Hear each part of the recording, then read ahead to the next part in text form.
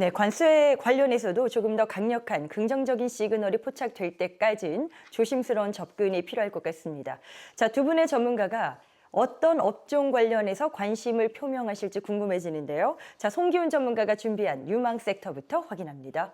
네, 어떤 걸 준비하셨는고 하니 엔터주가 나오네요. 엔터주는 사실 연초에 예. 기대감이 상당했습니다. 그쵸. 그런데 거기에 비한다면 그 정도의 퍼포먼스는 아직이지 않나, 뭐 이런 생각도 있거든요. 예. 이유가 뭘까요? 뭐 실적 때문일까요? 그렇죠. 실적 때문에 결론은. 네. 1분기 실적이 상대적으로 굉장히 좀 저조했습니다. 그렇게 주가에 이제 반영이 돼 가지고 좀 조정을 겪고 있고요. 1분기는 전통적으로 좀 아티스트가 비수기예요, 활동이. 비수기다 보니까 앨범 판매에 좀 영향을 많이 미쳤고요. 네. 엔터 4사를 합치면은 약 전년 대비해서 약 37% 정도 이렇게 앨범 판매량이 줄었습니다. 그렇지만 이게 줄은 게 그냥 없어진 게 아니라 전부 다 2분기로 이연된 거거든요. 그래서 1분기 매출은 뭐 지금 예상치보다 좀 적게 나올 거로 알고 있거든요. 아, 그래서 네네. 주가가 거기에 반영해서 굉장히 좀 많은 조정을 좀 주고 있죠, 현재. 그리고 이제 4월 같은 경우에는 이제 NCT 위씨가 이제 앨범을 발매를 했는데요. 선주문만 약 120만 장을 받았거든요. 그러니까 1분기에 같은 경우에는 640만 장 다 엔터 4사를 통틀어서 640만 장을 받았는데 NCT 위씨 하나만 120만 장을 받았기 때문에 선주문을. 그다음에 2분기에는 엔하이픈, 진, 거기다가 뭐 세븐틴, 트와이스, 스키즈, 라이즈, 에스파 등 계속 앨범을 갖다 신곡을 발매할 예정이거든요. 그래서 네. 1분기에 매출이 안 일어난 걸 전부 다 2분기로 이연됐기 때문에 2분기는 상당히 기대가 큽니다. 그리고 2분기 같은 경우에는 전년 동기 대비 매출도 앨범 판매도 폭발적으로 늘어날 걸로 예상이 되고 있고요. 그다음에 한알령 완화로 중국에 대한 기대감이 상당히 존재하고 있습니다. 지금 시장에서 가장 커다란 이슈가 관세 예. 아니겠습니까? 그래, 이런 부분들 때문에 시장의 업종별 부침이 심했는데, 그래서 내수주, 이 방어주 성격의 업종들이 관심을 받고 있거든요. 엔터도 어떻게 같은 맥락에서 좀 볼 수 있을까요? 그렇죠. 어떨까요? 엔터주 같은 네. 경우는 전형적인 무형 자산이잖아요. 어떤 유형 자산이 아니라. 그래갖고 엔터 산업은 이제 음반, 공연, 컨텐츠, 무형 자산을 중심으로 수익을 창출하기 때문에 관세 같은 무역 장벽에서 직접적인 영향을 거의 받지를 않습니다. 또한 글로벌 팬덤 기준으로 해서 안정적인 수익 기반을 구조를 갖고 있고요. 케이팝을 비롯해서 한국 컨텐츠는 한국 엔터테인먼트는 굉장히 컨텐츠가 다양하게 좀 존재하고 있거든요. 그리고 또 하나 장점은 강력한 글로벌 팬덤을 보유하고 있다는 거죠.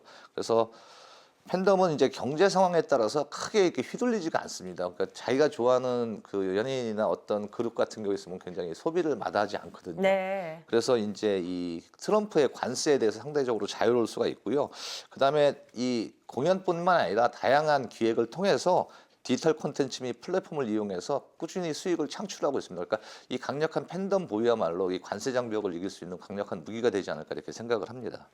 엔터주의 상승 모멘텀을 찾아봐라 한다면 뭐 콘텐츠 수출도 있을 거고요. 제일 중요한 뭐 아티스트 이런 관련 이슈가 있을 거고 플랫폼의 확장이라던가 이런 부분들에 대해서 국내 대표 4사들이 올해 어떤 플랜들을 짜고 있는지 이 부분도 궁금해집니다. 예, 먼저 대표적인 이제 엔터 업체인 이제 하이브를 보면은요. 하이브, 네. 예. 2025년 내 이제 각각 신인 아티스트 데뷔를 갖다가 예고를 하고 있거든요.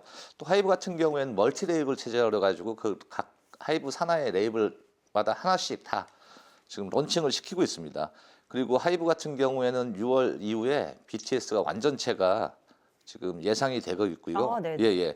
그다음에 차세대 J-팝 그룹 보이그룹이죠. J-팝 보이그룹 아오엔을 갖다가 결성을 해서 아오엔의 공식 팬덤명까지 아오링으로 정한 다음에 이쪽으로 강력한 매출 드라이브를 걸 것으로 예상을 하고 네. 있습니다. 또 그다음에 이제 YG 같은 경우에는 작년 1월에 걸그룹인 베이비몬스터를 갖다 런칭을 했거든요. 그래갖고 데뷔를 해가지고 굉장히 좀 인기몰이를 하고 있습니다. 그래서 5세대 걸그룹의 대표 주자로 나서고 있고요. 그다음에 또 2025년 올해죠. 올해 이제 블랙핑크가 하반기에 완전체로 다시 공연 준비를 월드 투어를 기획을 하고 있다고 합니다. 그래서 이제 YG 엔터 같은 경우에는 블랙핑크 매출 이 비중이 굉장히 높았거든요. 그렇죠. 네. 이쪽에서 이제 기대를 많이 하고 있고요. 그다음에 이제 이 블랙핑크뿐만 아니라 이 보이그룹인 베이비몬스터 말고 넥스트 몬스터를 갖다 대기 중이라고 하고 있거든요. 그래서 신인 이슈도 예, 신은 있네요. 이제 네. 보이그룹, 걸그룹이 아니라 보이그룹을 갖다 런칭을 준비하고 있다고 하반기에 네네. 이렇게 해서 시장에서 기대가 굉장히 크고 그다음에 그 매출 영향이 상당히 기대를 불러일으키고 있습니다. 그리고 또 SM 같은 경우에는 전통적인 이제 걸그룹 강자죠.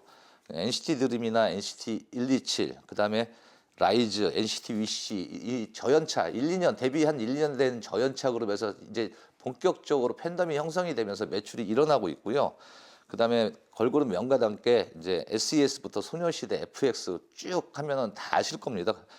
4세대 걸그룹 에스파까지 성공적인 런칭을 시켰고요. 이번에 5년 만에 새로 베이비 몬스터 아일릿하고 경쟁할 수 있는 하츄투 하츄를 갖다가 또 만들어 가지고요. 네. 그래서 굉장히 좀 기대가 시장에서 큽니다. 그래서 이 SM 같은 경우에 특히 또 중국의 한알령 수혜를 가장 많이 볼 수 있는 그룹이고요. 그래서 시장에서도 굉장히 주목을 하고 있는 그런 회사입니다. 또 JYP가 남았네요. JYP 네. 같은 경우에는 사실 앞에 말한 3사보다는 약간 좀 뭐랄까 이 신인 그룹이 좀 떨어지거든요. 이제 그나마 이제 다행인 게 JYP 같은 경우에는 이 스트레이 키즈 같은 경우에 대규모 월드 투어가 예정이 돼 있고요.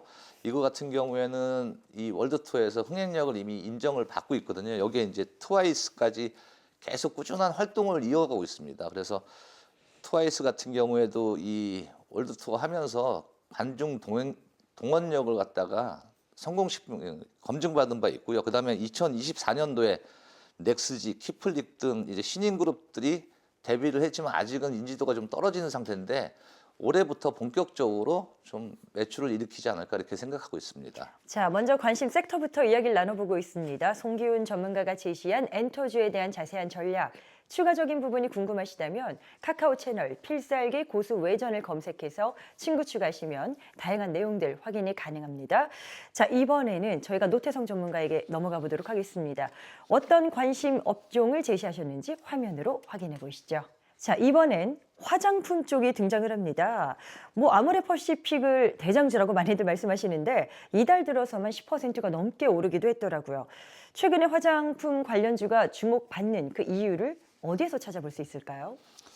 네, 이유가 굉장히 좀 다양하고 일단은 굉장히 또 해외에서 실적이 많이 나오고 있는 상황입니다. 네. 트럼프 관세로 인한 불확실성에도 불구하고 이제 국내 화장품 종목들이 두각을 나타내는 가장 큰 요인이 성공적인 수출 다변화 전략이라고 저는 판단을 하고 있습니다. 특히 아모레퍼시픽을 비롯한 이제 주요 기업들이 중국 의존도를 좀 많이 낮췄고요.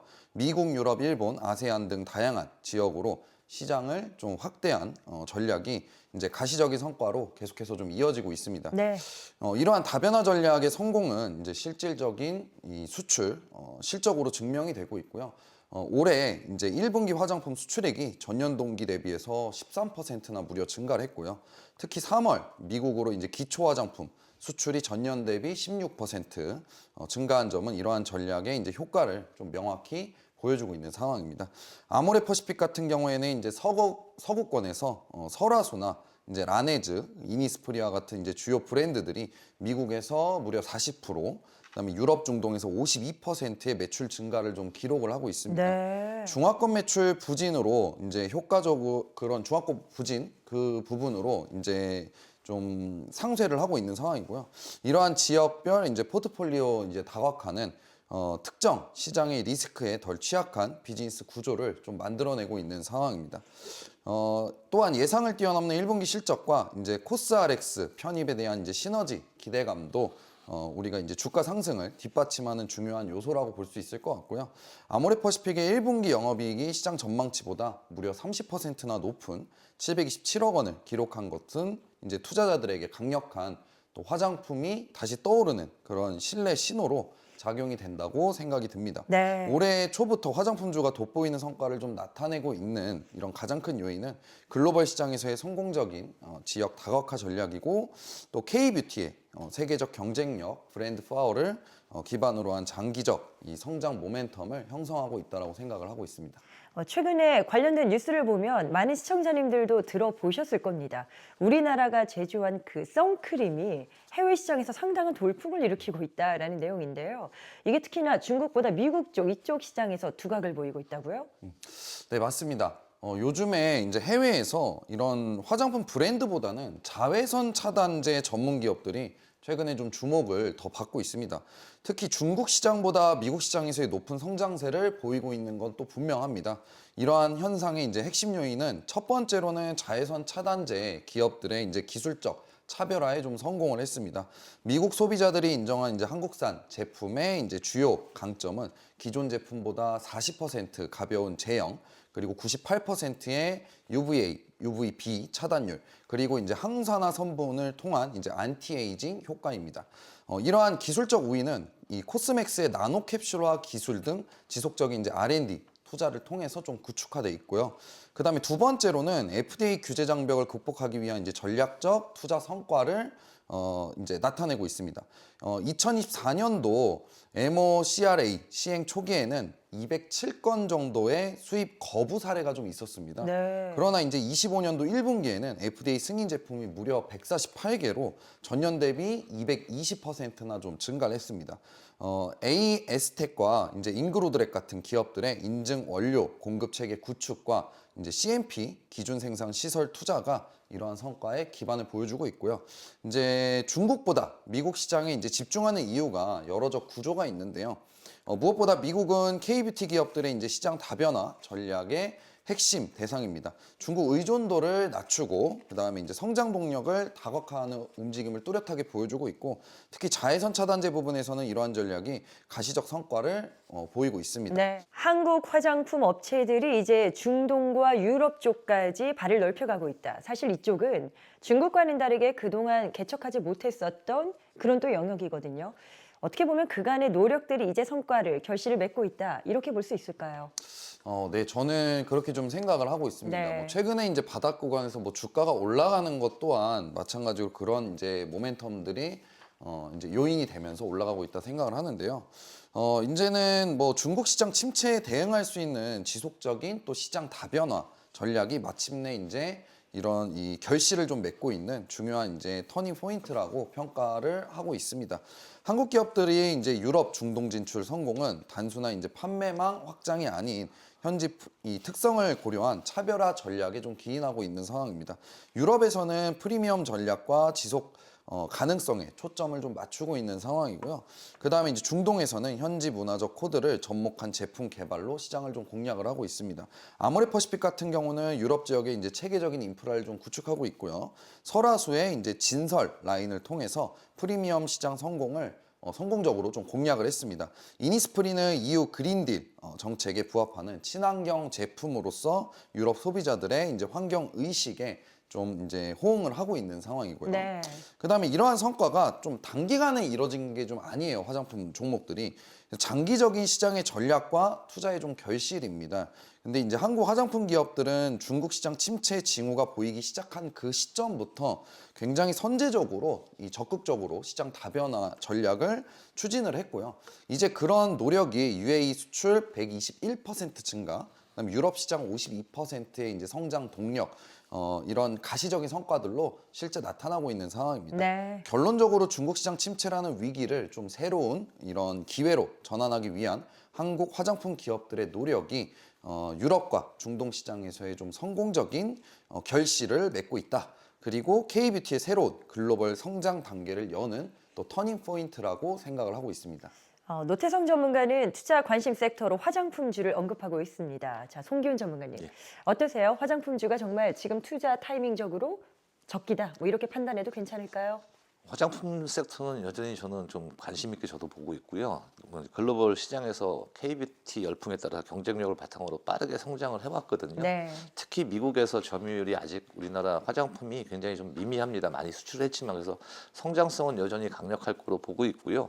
글로벌 시장의 전략이나 아니면 미국의 현지화 생산 아니면 신제품 출시 계획 같은 걸 갖다 따져보고 계속 관심 있게 캐치하시면 좋은 투자처가 될 수 있지 않나 그렇게 생각합니다. 이게 화장품주 관련해서 수급적으로도 이 부분을 좀 간단하게 저희가 여쭤봐야 될 것 같은 게, 자산운용사들이 주가가 좀 올라온 화장품주를 비중 줄이는 움직임도 포착이 되고 있거든요. 자, 이렇게 된다면 어떤 우려감 때문인지 저희가 한번 따져봐야 될 것 같습니다. 네, 좀 짧게 설명을 좀 드리면은요. 네네. 최근에 이제 자산운용사들이 화장품 기업의 지분 축소를 이제 단순한 차익 실현을 넘어서 업종 내 이제 구조적 변화와 향후 실적 전망을 좀 반영한 그런 선택으로 좀 보여집니다. 현 시점에서 화장품 섹터 내 이제 기업별 옥석 가리기는 분명히 좀 필요한 시점이었고요. 네네. 자산운용사들의 지분 축소 움직임은 결국에는 그 많은 다양한 이제 화장품 회사들 중에서 좀 옥석 가리기를 하는 그런 실질적으로 실적이 좋은 기업들을 좀 뽑아내고 있는 상황이라고 볼 수 있을 것 같습니다. 첫 번째로는 화장품 기업들의 실적 성장세 둔화가 좀 예상이 되고 있습니다. 사실 클리오 같은 경우 주가가 엄청나게 많이 올라간 기업이었는데 이제 25년도 1분기 매출액이 전년 대비 1.4% 감소를 할 것으로 예상이 되고요. 영업이익 같은 경우에는 16% 하락이 예상됩니다. 그 다음에 이제 이 옥석 가리기의 기준 같은 경우는 첫 번째로는 EPS 성장 가능성입니다. 네. 그래서 화장품 섹터 투자 시 이제 밸류에이션보다 EPS 상승 가능성을 좀 우선시해야 하고 있는 그런 이제 상황이고요. EPS 성장률이 18.5%인 상황에서 이를 상회하는 여러분들이 좀 기업을 선별하는 것이 굉장히 좀 중요합니다. 네네. 그 다음에 이제 미국 내 생산 인프라죠. 이 트럼프 관세 대응이 이 능력이 기업별 성과 차이를 좀 만들어내고 있습니다. 어찌됐건 간에 이제 관세 때문에 지금 미국의 현지에 좀 공장이 있는 그런 한국콜마나 코스맥스 같은 북미 현지 공장을 확대를 하면서 메이드 인 USA라는 이제 제품 비중을 높여가고 있는 기업들을 선별을 하는 것도 중요해 보이고요. 자, 마지막으로는 이제 관세 리스크에 이 대응에 대한 능력 그리고 프리미엄 제품 개발 역량 글로벌 시장 다변화 뭐 요 정도로 이제 종합적으로 좀 평가를 해볼 수 있을 것 같습니다. 따라서 우리가 이제 현 시점에서 여러 가지 화장품 종목들이 있지만 우리가 좀 선별을 해야 되는 거는 네. 이런 부분들을 이 시청자분들이 좀 선별을 해서 집중 투자를 하시는 게 좋아 보이고요. 화장품 섹터 내 기업별 이제 선별적 투자는 반드시 지금 현재 필요한 상황이고 이런 관련 투자 의사 결정에 있어서 기업의 이제 구조적 경쟁력과 미래 성장 동력을 좀 우리가 면밀히 좀 분석해서 투자할 필요가 있다라고 생각을 합니다. 화장품 섹터 내에서도 옥석 가르기가 필요하다라는 의견까지 들어봤습니다. 자, 계속해서 노태성 전문가의 의견, 시황 분석 등 전략이 궁금하시다면 카카오 채널 필살기 고수 외전을 검색해서 친구 추가하시면 되겠습니다.